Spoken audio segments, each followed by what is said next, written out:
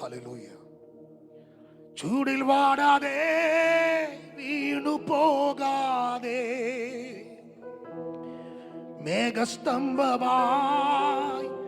യാഹനിക്കുണ്ട്. ചൂടിൽ വാടാതെ വീണു പോകാതെ മേഘസ്തംഭമായി യാഹനിക്കുണ്ട്. കാലിടറാതെ കല്ലിൽ തട്ടാതെ താങ്ങിയെടുക്കും നാഥനെന്നും. കാലിടറാതെ കല്ലിൽ തട്ടാതെ താങ്ങിയെടുക്കും നാഥനെന്നും. എന്നെ അറിയാൻ എന്നെ നടത്താൻ എല്ലാ നാളിലും യാഹനിക്കുണ്ട്. എന്നെ അറിയാൻ എന്നെ നടത്താൻ എല്ലാ നാളിലും യാഹനിക്കുണ്ട്. കൂട്ടം വിട്ടുപോ ആടിനെ പോ ഒറ്റപ്പെട്ടാലും യാഹനിക്കുണ്ട്. കൂട്ടം വിട്ടുപോ ആടിനെ പോ ഒറ്റപ്പെട്ടാലും യാഹനിക്കുണ്ട്.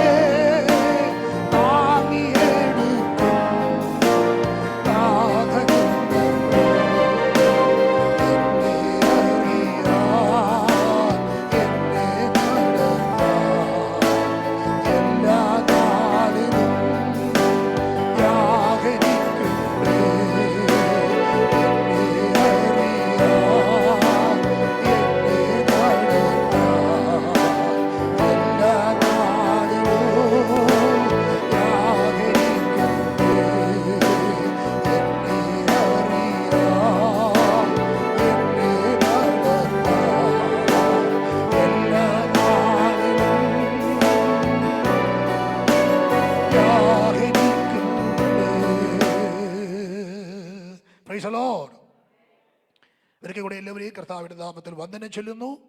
കർത്താവിൻ്റെ കൃപ കടാക്ഷ നടുവിൽ ഉണ്ടാകട്ടെ. 74 സങ്കീർത്തനം അതിന്റെ 3-ാമത്തെ വാക്യം, നിത്യശൂന്യങ്ങളിലേക്ക് നിന്റെ കാലടി വെക്കണമേ. ശത്രു വിശുദ്ധ മന്ദിരത്തിൽ സകലവും നശിപ്പിച്ചിരിക്കുന്നു. നിത്യശൂന്യതയിലേക്ക് വെക്കുന്ന ദൈവത്തിൻ്റെ കാൽപാദം എന്ന വിഷയമായി ആസ്പദമാക്കി കഴിഞ്ഞ 5-6 ആഴ്ചകളായി നാം തുടർമാനമായി ദൈവവചനം പഠിച്ചു വരികയാണ്. ശത്രു വിശുദ്ധ മന്ദിരത്തിൽ പ്രവേശിച്ച് എല്ലാം നശിപ്പിച്ചപ്പോൾ നിത്യശൂന്യതയിലേക്ക് ദൈവമേ നിന്റെ കാൽപാദം വെക്കണമേ എന്ന് പ്രാർത്ഥിക്കുന്ന ഭക്തന്റെ പ്രാർത്ഥന. നാം ഇതുമായി ബന്ധപ്പെട്ട് ധാരാളം കാര്യങ്ങൾ ഓർപ്പിക്കുകയുണ്ടായി. ഞാൻ എല്ലാ ഭാഗവും എടുക്കുന്നില്ല. ശൂന്യതയുടെ കാരണം എന്താണ്, ശൂന്യത മാറാൻ എന്ത് ചെയ്യണം, അതാണ് നാം ഇപ്പോൾ പഠിച്ചു വരുന്ന ഭാഗങ്ങൾ. എന്തുകൊണ്ടാണ് ശൂന്യത വന്നത്, നിത്യശൂന്യതയുടെ കാരണം എന്ത് എന്ന് നാം പഠിക്കുകയുണ്ടായി. അത് ഒന്ന് പാപം നിമിത്തമാണ്. പാപം നിമിത്തമാണ്. ദൈവം നൽകിയ മുന്നറിയിപ്പുകൾ അവഗണിച്ച് പാപം ചെയ്ത നിമിത്തമായി നിത്യ ശൂന്യതയിലേക്ക് കടന്നുപോയി. ഞാൻ ആ ഭാഗങ്ങളൊക്കെ വിശദമാക്കിയതുകൊണ്ട് ഇന്ന് പകരം ഇനിയും അതിലേക്ക് ഞാൻ പ്രവേശിക്കുന്നില്ല. എന്നാൽ ശൂന്യത മാറാൻ എന്ത് ചെയ്യണം? ഞാൻ ഓർപ്പിച്ചു, ശൂന്യതകൾ എപ്പോഴും എന്നും അനുഭവിക്കാൻ ദൈവം ആഗ്രഹിക്കുന്നില്ല. ഇസ്രായേൽ മക്കളുടെ ചരിത്രം പഠിക്കുമ്പോൾ ശൂന്യതയിലേക്ക് പോയിട്ടുള്ള അനുഭവങ്ങളെ ഉണ്ടായിട്ടുണ്ട്. പക്ഷേ ആ ശൂന്യതകളെ എല്ലാം എൻ്റെ ദൈവം മാറ്റിയിട്ടുണ്ട്. നിരന്തരമായി ശൂന്യത അനുഭവിക്കാൻ ദൈവം ഒരിക്കലും അനുവദിച്ചിട്ടില്ല. ഒരുപക്ഷെ ഒരു ബ്രാക്കറ്റ് പീരീഡ് ശത്രുവിന്റെ കയ്യിലേക്ക് ദൈവം തന്റെ ജനത്തെ ഏൽപ്പിച്ചു കൊടുത്തെങ്കിൽ പോലും എന്നും ശൂന്യമാകാൻ അനുവദിക്കപ്പെടാതെ അതിന് വിമുക്തിക്ക് വേണ്ടി, നിത്യശൂന്യതയിൽ നിന്ന് വിമുക്തി നേടേണ്ടതിന് വേണ്ടി ദൈവം കാലഘട്ടങ്ങളിൽ ആത്മാവിന്റെ അഭിഷേകത്തോടെ ചിലരെ എഴുന്നേൽപ്പിച്ചു. അങ്ങനെ അവർ ശൂന്യതയിൽ നിന്ന് പരിഹരിക്കപ്പെട്ട് പുറത്തു വന്നിട്ടുണ്ട്. അതുകൊണ്ട് തന്നെ എന്നും ശൂന്യമാകാൻ ദൈവം ആഗ്രഹിക്കുന്നില്ല. ശൂന്യതയിൽ നിന്ന് പുറത്തു വരണം. എന്നാൽ ശൂന്യതകൾ മാറണമെങ്കിൽ, ശൂന്യതകളിൽ നിന്ന് വ്യത്യാസമുണ്ടാകണമെങ്കിൽ ചെയ്യേണ്ട ഏറ്റവും പ്രധാനപ്പെട്ട ചില കാര്യങ്ങളാണ് നാം പഠിക്കുന്നത്. ഒന്ന്, നാം ഓർപ്പിച്ച ഭാഗമാണ് എഗസ്കേലിന്റെ 36-ാം അധ്യായത്തിൽ നിന്ന്. പാപം ക്ഷമിക്കപ്പെടണം, അകൃത്യങ്ങൾ മാറണം. ഒന്നാമത്തേത് പാപം ഏറ്റുപറയണം, ദൈവത്തോട് അകൃത്യങ്ങൾ ഏറ്റുപറയണം. അത് നാം വിശദമായി ചിന്തിച്ചു. കഴിഞ്ഞ ആഴ്ചയിൽ നാം ചിന്തിച്ചു തുടങ്ങിയ ഭാഗം യോവേൽ പ്രവചനത്തിൽ നിന്നാണ്. യോവേൽ പ്രവചനം 2-ാം അധ്യായത്തിൽ നിന്ന് നാം പഠിക്കുകയുണ്ടായി. എന്നാൽ ഇപ്പോഴെങ്കിലും നിങ്ങൾ പൂർണ്ണ ഹൃദയത്തോടെ, ഉപവാസത്തോടെ, കരച്ചിലോടെ, വിലാപത്തോടെ എങ്കലേക്ക് തിരുവി എന്ന് ദൈവത്തിന്റെ അരുളപ്പാട്, യഹോവയുടെ അരുളപ്പാട്. അപ്പോൾ ശൂന്യത മാറണമെങ്കിൽ രണ്ടാമത്തെ ഏറ്റവും പ്രധാനപ്പെട്ട കാര്യം പാപം ഏറ്റുപറയുക മാത്രമല്ല, ഹൃദയങ്ങളെ, വസ്ത്രങ്ങളെ അല്ല, ഹൃദയങ്ങളെ തന്നെ കീറി ഉപവാസത്തോടും പ്രാർത്ഥനയോടും വിലാപത്തോടും കരച്ചിലോടും കൂടെ ദൈവത്തിങ്കിലേക്ക് മടങ്ങി വരണം. നാം യോവേൽ പ്രവചന ഭാഗം കഴിഞ്ഞ ആഴ്ച പറഞ്ഞു തുടങ്ങി. സ്തോത്രം. വിശദമായി നാം അത് പഠിച്ചതാണ്. ദീർഘമായി സംസാരിക്കാതെ ആ ഭാഗത്ത് ചില കാര്യങ്ങൾ ഓർപ്പിക്കാൻ കർത്താവ് ശരണപ്പെടുന്നു. അപ്പോൾ ഓർപ്പിക്കപ്പെട്ടു. യോവേൽ പ്രവചനം 1-ാം അധ്യായത്തിൽ നിന്ന് നാം ചിന്തിച്ചു, നിത്യശൂന്യതയുടെ അനുഭവത്തിലേക്ക് ജനം തള്ളപ്പെട്ടു. 4-ാം വാക്യം, തുള്ളൻ, വെട്ടുക്കിളി, വിട്ടിൽ, പച്ചപ്പുഴു എന്ന് 4 മേഖലകളിൽ കൂടെ അവർ കടന്നുപോയി. തുള്ളൻ ശേഷിപ്പിച്ചതും, വിട്ടിൽ ശേഷിപ്പിച്ചതും, പച്ചപ്പുഴു ശേഷിപ്പിച്ചതും, ഇതെല്ലാം മാറി മാറി ഓരോന്ന് കടന്നുപോയി. തുള്ളൻ ശേഷിപ്പിച്ചത് വെട്ടിക്കൾ തിന്നു, വെട്ടിക്കൾ ശേഷിപ്പിച്ചത് വിട്ടിൽ തിന്നു, വിട്ടിൽ ശേഷിപ്പിച്ചത് പച്ചപ്പുഴു തിന്നു. അപ്പോ വിട്ടിലും പച്ചപ്പുഴും തുള്ളനും ഒക്കെ ആഴ്ചയിൽ ഓർപ്പിച്ച കാര്യമുണ്ട്. അപ്പൊ ഈ മൊത്തം ശൂന്യമാകുന്നതിന് മുമ്പേ നമ്മൾ പലരും അറിയാറില്ല. ഞാൻ ഓർപ്പിച്ച കാര്യമാണത്. വിട്ടിൽ തിന്നപ്പോഴേ, വെട്ടികൾ തിന്നപ്പോഴേ, പച്ചപ്പുഴു തിന്നപ്പോഴേ മാറി മാറി ഓരോന്നുണ്ടായപ്പം തന്നെ മനസ്സിലായില്ല. സ്തോത്രം. അപ്പോഴും പോലും മടങ്ങി വന്നില്ല. ഇപ്പൊ എന്തായി? നമ്മുടെ വാക്യത്തിന്റെ അടിസ്ഥാനത്തിൽ നിത്യശൂന്യത ഉണ്ടായി. നിത്യശൂന്യത ഉണ്ടായി, ഒന്നുമില്ലാതായി പോയി. 1-ാം അധ്യായത്തിലേക്ക് വരുമ്പോൾ വിത്ത് കട്ടകളുടെ ഇടയിൽ കിടന്ന് കെട്ടുപോകുന്നു. കണ്ടോ? വിത്ത് കട്ടകളുടെ ഇടയിൽ കിടന്ന് കെട്ടുപോകുന്നു. പാണ്ഡികശാല ശൂന്യമായി പോയി. 1-ാം അധ്യായത്തിന്റെ 17-ാം വാക്യത്തിലേക്ക് വരുമ്പോൾ അതാണ് വായിക്കുന്നത്.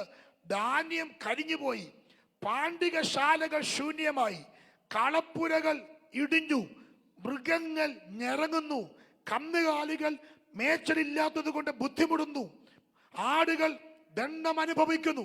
എന്ന് വെച്ചാൽ എല്ലാ മേഖലയിലും ശൂന്യതകൾ അനുഭവിക്കുകയാണ്. 1-ാം അധ്യായം ദൈവം പറയുക, ശൂന്യതയിലേക്ക് നിങ്ങൾ പോയി, എല്ലാ പരാജയത്തിലേക്ക് നിങ്ങൾ പോയി.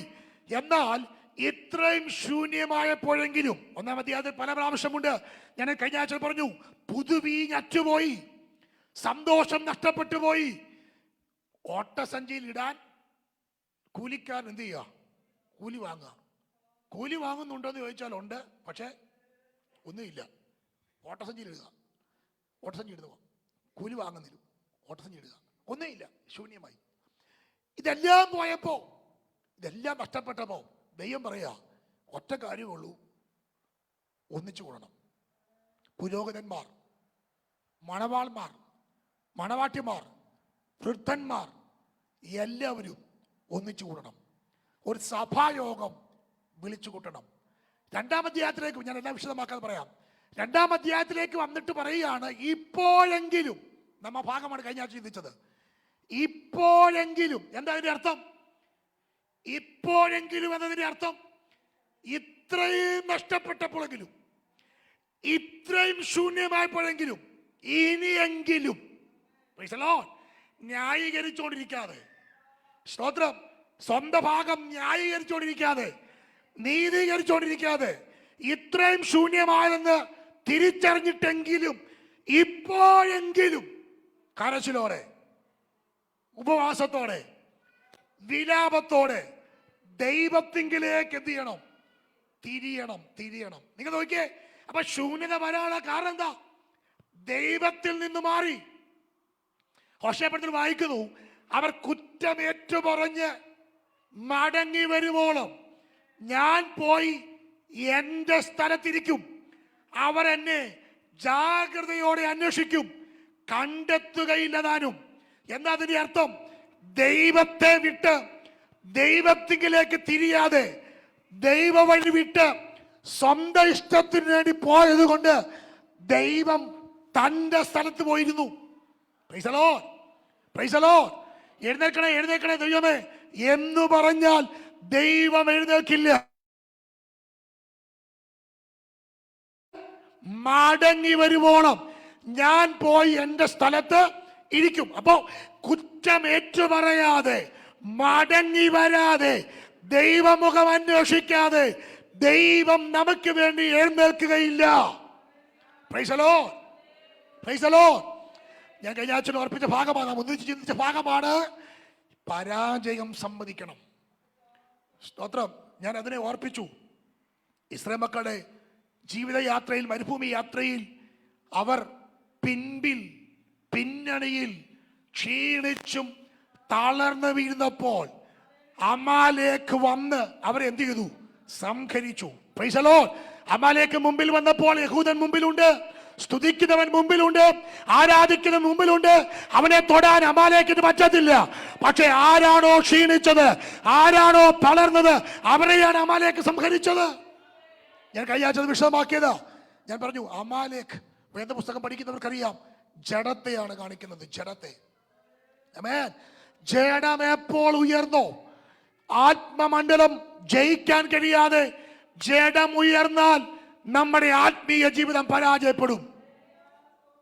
ഇപ്പോഴെങ്കിലും മടങ്ങി വരിക, ആ ഭാഗത്തേക്ക് വരിക. ഞാൻ ഒന്നുകൂടെ പറയാം, ന്യായീകരണം മാറ്റിവെച്ചിട്ട്, നീതീകരണം മാറ്റിവെച്ചിട്ട് എൻ്റെ ശൂന്യതയുടെ പിൻപിലെ കാരണം, ഇന്ന് ഞാൻ അനുഭവിക്കുന്ന നിത്യശൂന്യതയുടെ കാരണം എൻ്റെ കുഴപ്പമാണെന്ന് തിരിച്ചറിഞ്ഞ് ദൈവത്തിങ്കിലേക്ക് മടങ്ങി വരണം. അത് വസ്ത്രങ്ങളെ അല്ല, പിന്നെ ഹൃദയങ്ങളെ കിരണം. എന്താ അതിന്റെ അർത്ഥം? ഹൃദയപരമായി ദൈവത്തിങ്കിലേക്ക് അടുക്കണം. ആമേൻ. കരയാൻ തയ്യാറാകണം. പണ്ട്, ഇപ്പൊ അതില്ലാത്തതുകൊണ്ട് സ്വതന്ത്രം, ആർക്കെങ്കിലും എന്നോട് എന്തെങ്കിലും ഉണ്ടെങ്കിൽ ക്ഷമിക്കണം. എനിക്ക് ആരോടും ഇല്ല. ആർക്കെങ്കിലും എന്തെങ്കിലും ഉണ്ടെങ്കിൽ കുത്തി കീറിട്ടാ പറയുന്നത്. Price the Lord, praise the Lord. ഞാൻ കഴിഞ്ഞ ദിവസമൊക്കെ ചിന്തിച്ച കാര്യമുണ്ട്. ഈ നമ്മുടെ കയ്യിലൊക്കെ മുള്ളു കൊള്ളാറുണ്ട്. അപ്പോൾ എനിക്ക് ഇന്നലെ ഒത്തിരി കിട്ടി, നമ്മുടെ മുമ്പിൽ ആ മരം വെട്ടിയപ്പോൾ. എനിക്ക് ഒത്തിരി കിട്ടി. അപ്പം ഞാൻ അന്നേരം കിട്ടിച്ച കാര്യമുണ്ട്, ഈ ചെറിയ മുള്ള് കൊണ്ടാൽ അറിയത്ത് പോലുമില്ല. ഈ വലിയ മുള്ളാണെങ്കിൽ ചിലപ്പോൾ നമുക്ക് എന്ത് ചെയ്യും, എടുത്തങ്ങ് കളയാം. ചെറിയ മുള്ള അവിടെ ഇരിക്കും, അത് പഴുത്ത് കഴിഞ്ഞേ അറിയത്തുള്ളൂ. ഇതിനകത്ത് നമ്മൾ പറഞ്ഞ ചെറിയ ചില വാക്കായിരിക്കും. ഹലോ, വലിയ മുള്ളൊക്കെ ചിലപ്പോൾ നമുക്ക് എന്ത് ചെയ്യാം? ശ്രദ്ധിക്കണേ, എല്ലാവരും ശ്രദ്ധിക്കണേ. ഞാൻ ഇന്നലെ അത് അനുഭവിച്ചപ്പോൾ എനിക്ക് പെട്ടെന്ന് പിടികിട്ടി, ഇതുമായി ചിന്തിച്ചപ്പോൾ. അമ്മേ, ഈ വലിയ മുള്ളാണെങ്കിൽ നമുക്ക് എന്ത് ചെയ്യാം? എടുത്തങ്ങ് കളയാം. അത് കാണാം, കണ്ണിൽ കാണാം വലിയ മുള്ളുണ്ടെന്ന്, അല്ലേ? പക്ഷെ ചെറിയ ചില മുള്ള് കയറി ഇരുന്നാണല്ലോ, അറിയത്തില്ല. വേദന എടുത്ത് അവിടെ പഴുത്ത് പിന്നെ ഞെക്കിക്കളയുമ്പോഴേ ഈ സാധനം കണ്ണിൽ കാണാൻ പോലും ചിലപ്പം ചിലർ വാക്കങ്ങനെ, ചിലർ ചെറിയ ചെറിയ മുള്ള എന്ത് ചെയ്യത്തുള്ളൂ. സ്വത്രം. പക്ഷെ ഒരു കാര്യമാണ് അമ്മേ, അത് അവിടെ ഇരുന്ന് പഴുക്കും. സ്വത്രം. ഞാനൊരു കാര്യം പറയാം, ഈ ദൈവം ഇതെല്ലാം കാണുന്നുണ്ട്. Price the Lord. ഞാനത് പറയുന്നത്, എവിടാണ് നമ്മൾ മടങ്ങി വരേണ്ടത്? നിസ്സാര കാര്യമായിരിക്കാം, നമ്മൾ ഒരുപക്ഷെ ഗൗരവമായി ചിന്തിക്കാത്തതായിരിക്കാം എൻ്റെ കർത്താവ് കണക്കിടുന്നത്. ആമേൻ. അതിനെ ദൈവം മുമ്പാകെ ഏറ്റുപറയാൻ തയ്യാറാകണം. ഇപ്പോഴെങ്കിലും, കേട്ടോ, ഇപ്പോഴെങ്കിലും. ആ വാക്കിന്റെ അർത്ഥം ഞാൻ കഴിഞ്ഞ ആഴ്ച ഓർപ്പിച്ചു. ഇത്രയുമായിട്ടെങ്കിലും 4 കാലം നിൽക്കാൻ നോക്കാതെ, ഹലോ, 4 കാലം നിന്ന് ന്യായീകരിക്കാൻ നോക്കാതെ, ഇപ്പോഴെങ്കിലും. അതിനർത്ഥം ഇപ്പോഴെങ്കിലും ദൈവത്തിലേക്ക് മടങ്ങി വരണം. ഞാൻ ആ ഭാഗം പറയാം. നമുക്കറിയാം, യോവേൽ പ്രവചനം പഠിക്കുമ്പോൾ ആ ഭാഗം ഒന്ന് വിശദമാക്കി നിർത്താം. യോവേൽ പ്രവചനം പഠിക്കുമ്പോൾ ഞാൻ പറഞ്ഞു, 1-ാം അധ്യായം ശൂന്യതയുടെ അധ്യായമാണ്, പരാജയത്തിന്റെ അധ്യായമാണ്, നിത്യശൂന്യതയുടെ അധ്യായമാണ്. 2-ാം അധ്യായത്തിലേക്ക് വരുമ്പോൾ, ആ വായിച്ച വാക്യത്തിലേക്ക് വരുമ്പോൾ, ഇപ്പോഴെങ്കിലും ദൈവത്തിലേക്ക് കരച്ചിലോട്, നിലവിളിയോട്, അനുതാപത്തോട്, വസ്ത്രങ്ങളെ അല്ല ഹൃദയങ്ങളെ കന്നെ കീറി ദൈവത്തിലേക്ക് തിരിവി എന്ന് പറഞ്ഞിട്ട് പറയാ. നിങ്ങൾ അങ്ങനെ തിരിഞ്ഞാൽ, ഞാൻ ആ ഭാഗം ശ്രദ്ധിക്കണേ. യോവേൽ പ്രവചനം 1-ാം അധ്യായത്തിൽ നിത്യശൂന്യത കൊണ്ട് അവസാനിപ്പിച്ചില്ല, നിത്യശൂന്യത വന്നതുകൊണ്ട് അവസാനിപ്പിച്ചില്ല. യോവേൽ പ്രവാചകൻ മുഖാന്തരം ദൈവം പറയുക, നിന്റെ നിത്യശൂന്യത മാറാൻ, ദൈവത്തിലേക്ക് തിരിയാൻ, കരയാൻ, ഉപവസിക്കാൻ തയ്യാറായാൽ, എവിടെ ശൂന്യമായോ, എന്തു ശൂന്യമായോ അതിന് പരിഹാരമായി, ശൂന്യമാക്കപ്പെട്ടതിന് പരിഹാരമായി ഞാൻ നിനക്ക് നൽകി തരും. അവിടെയാണ് ആ ഭാഗം പഠിക്കുന്നത്. ഒന്ന് വരാം, യോവേൽ പ്രവചനത്തിലേക്ക് വരാം. ഞാൻ പറയല്ലോ, യോവേൽ പ്രവചനം 2-ാം അധ്യായത്തിന്റെ 12 മുതൽ 17 വരെയുള്ള വാക്യങ്ങളിൽ മടങ്ങി വരേണ്ട മേഖലകളെ കുറിച്ച് പറയുക. ആ വാക്യം ഞാൻ ഓർപ്പിച്ചു. നിങ്ങളുടെ ദൈവമായ യഹോവ വീണ്ടും അനുദപിക്കും, ഭോജനയാകും പാനീയാകുമായി അനുഗ്രഹം വെക്കത്തില്ലയോ? ആർക്കറിയാം? സീയോനിൽ കാഹളം ഊതുവീൻ, ഒരു ഉപവാസം നിയമിപ്പീൻ, സഭായോഗം വിളിപ്പീൻ, ജനത്തെ കൂട്ടിവരുത്തുവീൻ, സഭയെ വിശുദ്ധീകരിപ്പീൻ, മൂപ്പന്മാരെ കൂട്ടിവരുത്തുവീൻ, പൈതങ്ങളെയും മുല കുടിക്കുന്നവരെയും ഒരുമിച്ച് കൂട്ടുവീൻ. മണവാളൻ മണിയറയും മണവാട്ടി ഉള്ളറയും വിട്ട് പുറത്തു വരണം. യഹോവയുടെ ശുശ്രൂഷകന്മാരായ പുരോഹിതന്മാർ ഭൂമുഖത്തിന്റെയും യാഗപീഠത്തിന്റെ മധ്യേ കരഞ്ഞുകൊണ്ട്, യഹോവേ നിന്റെ ജനത്തോട് ക്ഷമിക്കണമേ, ജാതികൾ അവരുടെ മേൽ വാഴുവാൻ തക്കവണ്ണം നിന്റെ അവകാശത്തെ നിന്ന് കേൾപ്പിക്കരുത്. അവരുടെ ദൈവം എവിടെയെന്ന് ജാതികൾ പറയുന്നത് എന്തിന് എന്നിങ്ങനെ പറയണം. കണ്ടോ, 2-ാം അധ്യായം 12 മുതൽ കണ്ടീഷനാണ് കേട്ടോ, കണ്ടീഷനാണ്. ദൈവം പറയാ, ശ്രദ്ധിക്കണേ. 1-ാം അധ്യായം നിത്യശൂന്യത, 2-ാം അധ്യായം പരിഹാര മാർഗമാ. എന്ത്? എല്ലാവരും ഒന്നിച്ചു കൂടണം. ശ്രദ്ധിക്കണേ, സഭ നിത്യശൂന്യതയിൽ പോയാൽ സഭ ഒരുമിച്ച് കൂടണം. ഒരു കുടുംബം നിത്യശൂന്യതയിൽ പോയാൽ ആ കുടുംബം ഒന്നിച്ചു കൂടണം. Price the Lord. ഹലോ, ഒരു കുടുംബത്തിനകത്ത് വിടുതൽ സംഭവിക്കണമെങ്കിൽ ആ കുടുംബത്തിലെ എല്ലാവരും അറിയണം നിത്യശൂന്യതയുടെ പിൻപിലെ കാര്യം. ഇവിടെ കണ്ടോ, ഇവിടെ പറയാ, പൈതങ്ങളെയും മൂല കുടിക്കുന്നവരെയും വൃദ്ധന്മാരെയും മണവാളന്മാരെയും മണവാട്ടികളെയും ഒന്നിച്ചു കൂട്ടണം. ഉപവാസം പ്രസിദ്ധം ചെയ്യണം. യാഗപീഠത്തിന്റെ ഭൂമുഖത്ത് നിന്ന് പുരോഹിതന്മാർ വിളിച്ചു പറയണം, യഹോവേ ഞങ്ങളോട് ക്ഷമിക്കണമേ, ജാതികൾ ഞങ്ങളെ നിന്ദിക്കുന്നു, ഞങ്ങളുടെ നിത്യശൂന്യത നിന്നാ വിഷയമായി മാറുന്നു എന്ന് പറഞ്ഞ് നിലവിളിക്കണം. അർത്ഥാൽ നിത്യശൂന്യതയുടെ പിൻപിൽ ദൈവകരമാണ് ചരിച്ചതെന്ന് തിരിച്ചറിഞ്ഞ് നിലവിളിക്കാൻ തയ്യാറാകണം. ആമേൻ. ഒന്നുകൂടെ ഞാൻ പറയാം, ഉഴപ്പ് കൊണ്ട് പണി നടക്കില്ല. ഹലോ, ഉഴപ്പ് കൊണ്ട് പണി നടക്കില്ല. Praise the Lord. ദൈവം ക്ഷമിക്കും, ദൈവം ക്ഷമിക്കും. പക്ഷെ കണ്ടീഷൻ ഒന്നിച്ചു കൂടണം. ആമേൻ. Praise the Lord. സകലരും ഒന്നിച്ചു കൂടണം. ഒന്നുകൂടെ ഞാൻ പറയാം, സഭ ശൂന്യമാക്കപ്പെട്ടെങ്കിൽ സഭ ഒരുമിച്ച് കൂടണം. ഒരു കുടുംബത്തിനകത്ത് ശൂന്യത സംഭവിച്ചാൽ ആ കുടുംബനാഥൻ അറിയണം, കുടുംബനാഥ അറിയണം, മക്കൾ അറിയണം.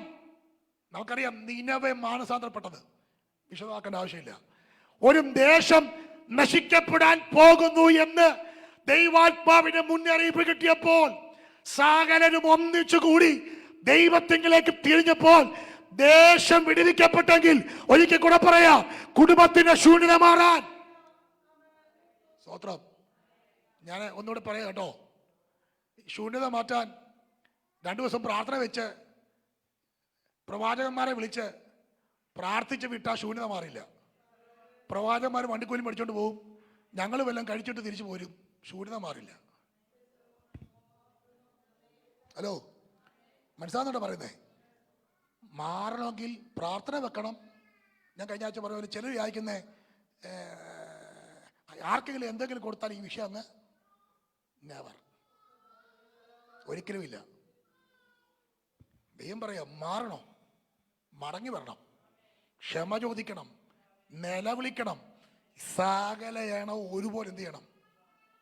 കണ്ടോ, ഒരു കുടുംബം ശൂന്യത മാറണമെങ്കിൽ, ഒരു സഭയുടെ ശൂന്യത മാറണമെങ്കിൽ, ഒരു ദേശത്തിന്റെ ശൂന്യത മാറണമെങ്കിൽ അതിനകത്തുള്ളവരെല്ലാവരും മടങ്ങി വരണം, മടങ്ങി വരണം.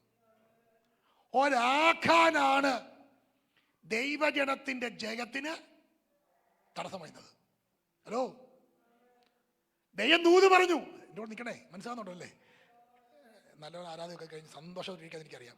പക്ഷെ ഇത് നമുക്ക് പഠിച്ചാൽ പറ്റത്തുള്ളൂ. സ്തോത്രം. ഒരാഖാന ദൈവം ദൂത് പറഞ്ഞു, പൊക്കോ, ദേശം തന്നിട്ടുണ്ട്. പക്ഷെ എന്താ സംഭവിച്ചേ? പരാജയമായി, പിടികിട്ടി, എവിടെയോ പരാജയം സംഭവിച്ചു. വിളിച്ചുകൂട്ടി, ചീട്ടിട്ടു. ചീട്ട് ആർക്ക് വീണു? ആഖാന് വീണു. കണ്ടോ, ഒറ്റ ഒരുത്തൻ. ശ്രദ്ധിക്കണേ, ആരും കണ്ടില്ല, ആരും അറിഞ്ഞില്ല.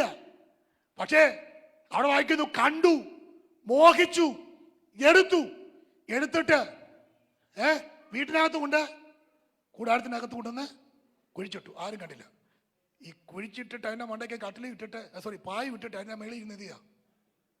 ഹലോ, കുടുംബ പ്രാർത്ഥനയാ. കുഴിച്ചിട്ടിട്ട് മണ്ണ് മൂടിയിട്ട് അതിന് മുകളിൽ പായ് വിട്ടിട്ട് എന്ത് ചെയ്യാ? വാഗ്ദത്തം നമ്മുടെ നിക്ഷേപമേ. ഭയങ്കര പാട്ടാ. നടക്കത്തില്ല, പണി നടക്കത്തില്ല. മനസ്സിലാകുന്നുണ്ടോ? ഹലോ, ദൈവം പറഞ്ഞ് പരാജയപ്പെടാൻ കാരണം കയ്യടി ഇല്ലാഞ്ഞിട്ടല്ല, പാട്ടില്ലാഞ്ഞിട്ടല്ല, അന്യഭാഷ ഇല്ലാഞ്ഞിട്ടല്ല, ആരാധനയ്ക്ക് പോകാഞ്ഞിട്ടല്ല. കൂടാരത്തിനകത്ത് പാപം, കൂടാരത്തിനകത്ത് എനിക്കിഷ്ടമില്ലാത്തത്. കർത്താവ് പറഞ്ഞ് ജയിക്കണോ, ശൂന്യത മാറണോ, ആഹാനെ പിടിക്കണം. ഒളിപ്പിച്ചത് പൊക്കി. കേട്ടോ, നിങ്ങൾ കല്ലെറിഞ്ഞു കൊന്നു. Price the Lord, praise the Lord. ശൂന്യത മാറാൻ എളുപ്പ വഴിയില്ല. ഒന്നുകൂടെ പറയാ, കുഴിച്ചു മൂടിയിട്ടിട്ട് അതിന് മുകളിൽ പായിട്ടിട്ട് പാട്ട് പാടിയ ശത്രു ജയിക്കുമെന്ന് ചിന്തിക്കരുത്, ശത്രുവിന് ജയം കിട്ടുമെന്ന് ചിന്തിക്കരുത്. പലതിൻ്റെയും പിൻപിൽ, ഞാൻ ഈ വാക്ക് പല പ്രാവശ്യം ആവർത്തിക്കുന്നുണ്ട്, ഇന്ന് നാം അനുഭവിക്കുന്ന പലതിൻ്റെയും പിൻപിൽ ദൈവകരമാണ്. ഇന്ന് നാം അനുഭവിക്കുന്ന പലതിൻ്റെയും പിൻപിൽ ദൈവകരമാ. അതിന് മുകളിൽ പായിട്ട് പ്രാർത്ഥിച്ചാൽ പാപം ക്ഷമിക്കപ്പെടത്തില്ല. പാപം ചെയ്തെങ്കിൽ, തെറ്റ് ചെയ്തെങ്കിൽ ഏറ്റു പറയാൻ തയ്യാറാകണം. Praise the Lord, praise the Lord. പച്ചപ്പുഴും വിട്ടിലും തുള്ളനും വെട്ടുക്കിളിയും ഒക്കെ തിന്നത് അവൻ ഞാൻ കണ്ടു മക്കളെ. പക്ഷേ എനിക്ക് നിങ്ങളോട് കരുണയുണ്ട്, എനിക്ക് നിങ്ങളോട് മഹാദയുണ്ട്. പക്ഷെ എനിക്ക് ദയ നിങ്ങളുടെ മേൽ വെളിപ്പെടണമെങ്കിൽ, നിത്യശൂന്യത മാറണമെങ്കിൽ ഉപവസിക്കാൻ തയ്യാറാകണം, കരയാൻ തയ്യാറാകണം, ഏറ്റു പറയാൻ തയ്യാറാകണം, ദൈവത്തിലേക്ക് തിരിയാൻ തയ്യാറാകണം. ആമേൻ. 2 അധ്യായം 12 മുതൽ വായിച്ചത് അതാണ്. പാപം ഏറ്റു പറയാൻ, ക്ഷമ ചോദിക്കാൻ. ദൈവം പറഞ്ഞു നിങ്ങൾ അങ്ങനെ ചെയ്താൽ, അടുത്ത വാക്യത്തിലേക്ക് വേഗം പറയാം. 2 അധ്യായം അതിന്റെ 18 വാക്യം. അങ്ങനെ യഹോവ തന്റെ ദേശത്തിന് വേണ്ടി തീഷ്ണത കാണിച്ച് തന്റെ ജനത്തെ ആദരിച്ചു. കണ്ടോ? എപ്പോ? എങ്ങനെ? എന്തുകൊണ്ട്? പാപം ഏറ്റു പറഞ്ഞപ്പോ, തിരിയാൻ തയ്യാറായപ്പോ, പുരോഹിതന്മാർ ദൈവത്തോട് ക്ഷമ ചോദിക്കാൻ തയ്യാറായപ്പോ, മധ്യസ്ഥനയ്ക്കാൻ തയ്യാറായപ്പോൾ, ജനം ദൈവത്തിലേക്ക് തിരിഞ്ഞപ്പോൾ ദൈവം പറയാ എനിക്കും നിങ്ങളോട് തീഷ്ണതയുണ്ട്, ഞാൻ നിങ്ങളെ ആദരിക്കും. അടുത്ത പദത്തിലേക്ക് വരാം. 18-19 വാക്യം. ഞാൻ നിങ്ങൾക്ക് ധാന്യവും വീഞ്ഞും എണ്ണയും നൽകും, നിങ്ങൾ അതിനാൽ തൃപ്തി പ്രാപിക്കും. ഞാൻ ഇനി നിങ്ങളെ ജാതികളുടെ ഇടയിൽ നിന്ദയാക്കില്ല. എവിടെയാണ് നിങ്ങൾ പരാജയപ്പെട്ടത്? എവിടെയാണ് നിങ്ങൾക്ക് ശൂന്യത ഉണ്ടായത്? എന്താണ് നഷ്ടപ്പെട്ടത്? നിങ്ങൾക്ക് ഞാൻ തരാം. Price the Lord, praise the Lord, praise the Lord. നഷ്ടപ്പെട്ടത്, ശൂന്യമാക്കപ്പെട്ടത് ഞാൻ നിങ്ങൾക്ക് തരാം. കണ്ടോ? സ്തോത്രം, സ്തോത്രം, സ്തോത്രം. മടങ്ങി വന്നാൽ, ഏറ്റു പറഞ്ഞാൽ, അനുദപിച്ചാൽ ശൂന്യത മാറും. ശൂന്യത മാറണ്ടേ?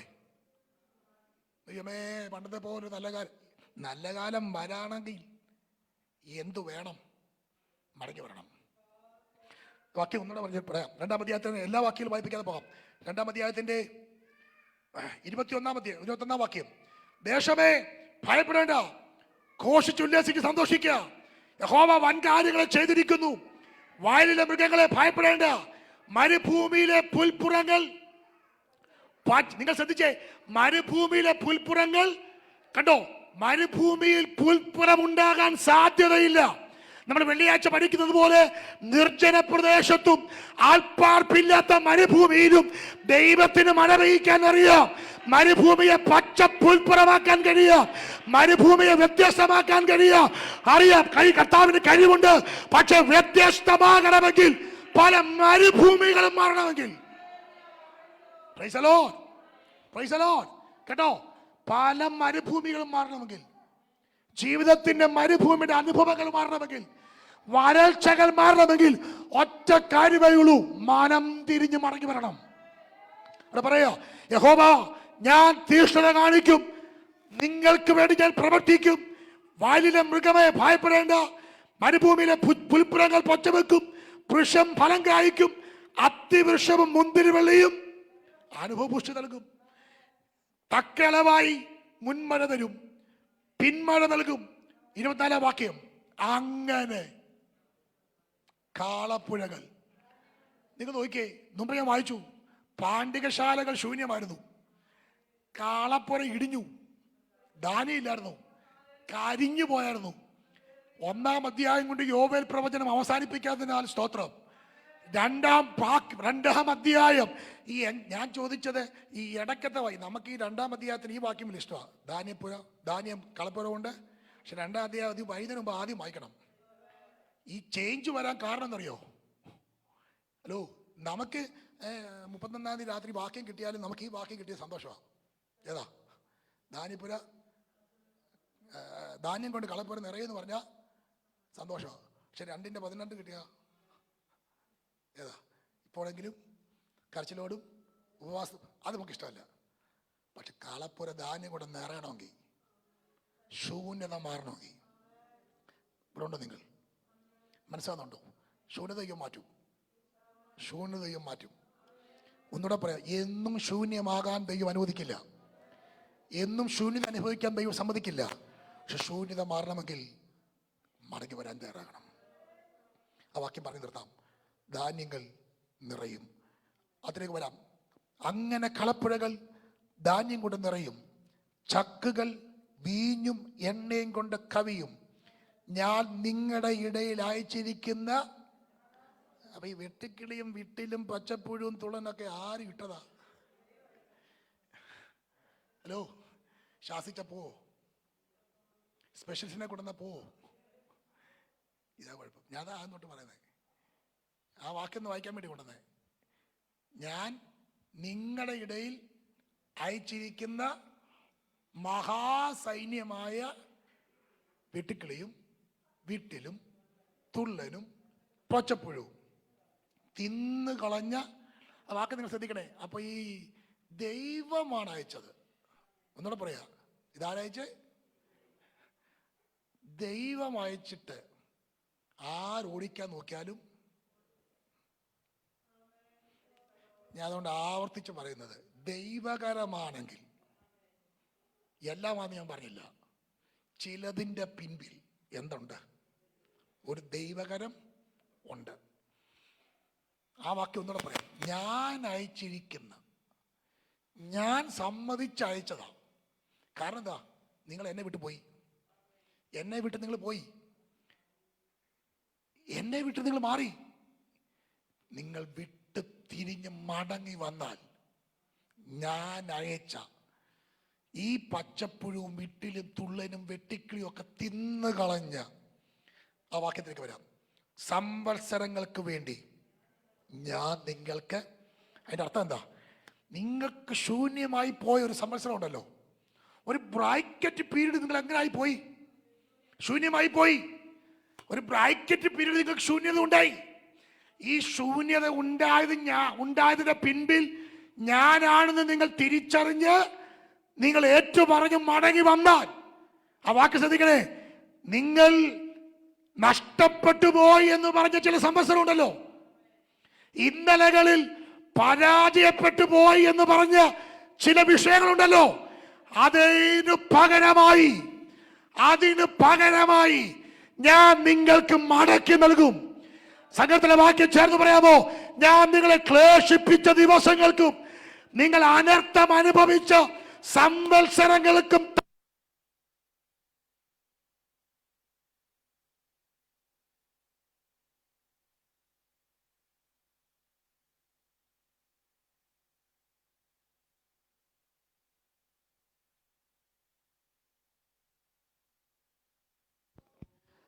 ആ വാക്യം ഒന്നുകൂടെ പറയാം.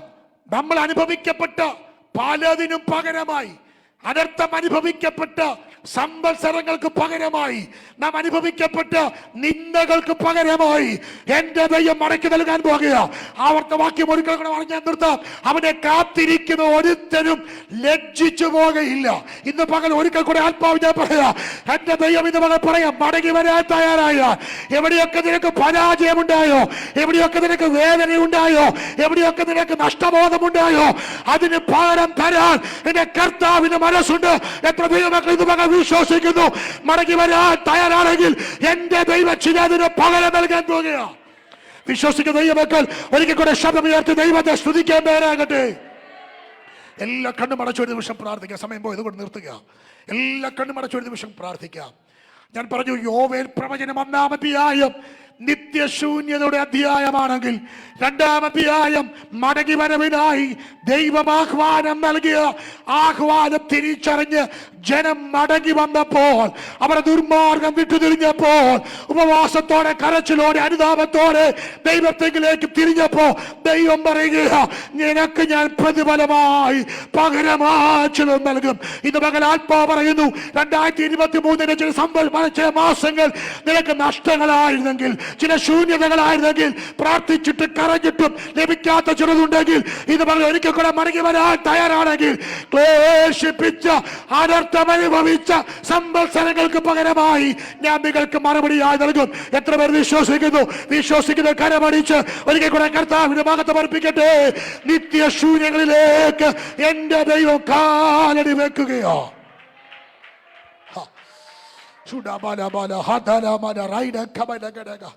നിന്റെ കണ്ണിന് മുമ്പിൽ ചില കളപ്പുരകൾ ശൂന്യമായി പോയി. ചില പാണ്ഡികശാലകൾ നിന്റെ കണ്ണിന് മുമ്പിൽ ഇടിഞ്ഞു പോയി. എൻ്റെ ദൈവമേ, ഈ ഇടിവിനി മാറുമോ? ഈ ശൂന്യത ഇനി മാറുമോ? എനിക്കൊരു ഉദ്ധാരണം ഉണ്ടാകുമോ എന്ന് നീ ചോദിക്കുന്നെങ്കിൽ കർത്താവ് ഇന്ന് പകൽ വളരെ ശാന്തമായി ഒരിക്കൽ കൂടെ സംസാരിക്കുക. ഒന്ന് മനം തിരിയാൻ മനസ്സുണ്ടെങ്കിൽ, ഏറ്റുപറയാൻ മനസ്സുണ്ടെങ്കിൽ, സ്തോത്ര ഹൃദയമായി പ്രാർത്ഥിക്കാൻ മനസ്സുണ്ടെങ്കിൽ, നിന്റെ കണ്ണിന് മുമ്പിൽ ശൂന്യമായി പോയ ചില കളപ്പുരകൾ നിറയാൻ പോകുക.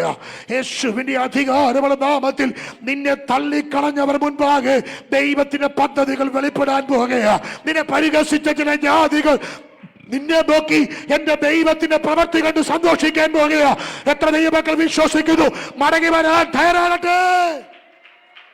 എന്റെ ജനം ഒരു നാളും ലജ്ജിച്ചു പോകാൻ. താഴോട്ടുള്ള വാക്യങ്ങളെല്ലാം വായിക്കാൻ സമയമില്ലാത്തതുകൊണ്ടാണ് ഞാൻ വായിക്കാഞ്ഞത്. അവിടുന്ന് വായിക്കുന്നു, തന്നെ കാത്തിരിക്കുന്ന തന്റെ ജനം ലജ്ജിച്ചു പോകില്ല. നിന്നെ കാത്തിരിക്കുന്ന ഒരുത്തരും ലജ്ജിച്ചു പോകയില്ല. എന്റെ മക്കൾ പറയാം, കർത്താവേ, ഞാൻ മടങ്ങി വരാൻ തയ്യാറാകുന്നു. ഒരു നിമിഷം കണ്ണുകളെ അടയ്ക്കാം.